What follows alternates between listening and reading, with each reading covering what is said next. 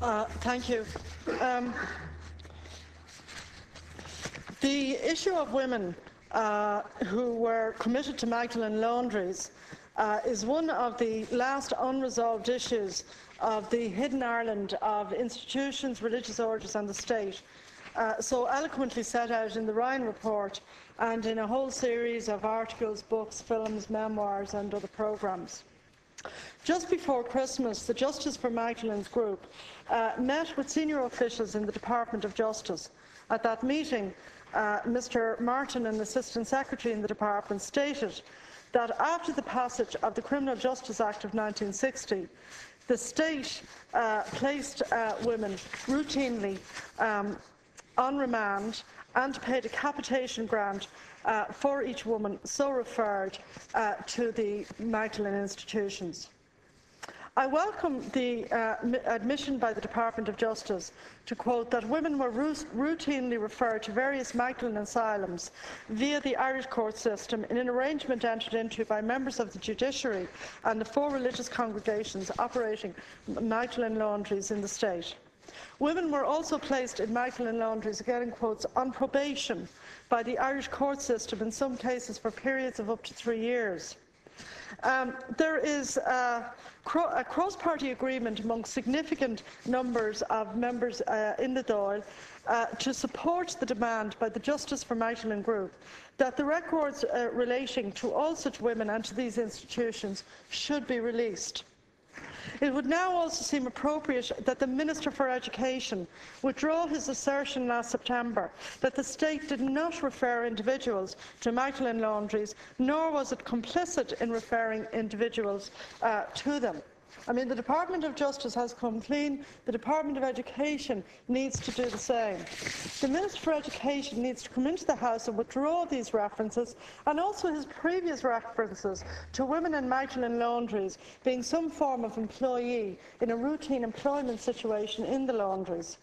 There is a need to address the wrong that was done to these women. They need a forum in which to tell their story and recover their history and be acknowledged by the state. Many of the survivors are now elderly, poor and living in very reduced circumstances in Ireland, the United Kingdom and the US, and they are not very numerous.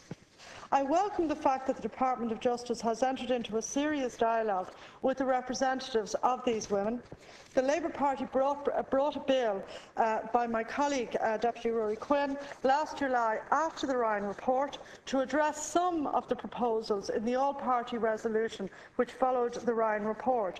This included a proposal to extend, for the purposes of redress, the age of majority to the then age of majority of 21. This would deal, we believe, with a significant number of the cases. For people under 40 in Ireland, there is almost no memory and no familiarity with the laundries and the other institutions in which women were incarcerated, in many cases because they were having a child on their own or because they had come otherwise to the attention of the courts. Incarceration in these institutions was in many ways seen by the court system and a kind of doctrinaire Catholic state as a substitute for female imprisonment. I mean, the school I went to, as I've said before, there was a laundry attached to Stanhope Street and the Sisters of Charity that continued, I think, up until the end of the 1960s. And the same is true in other parts of the country.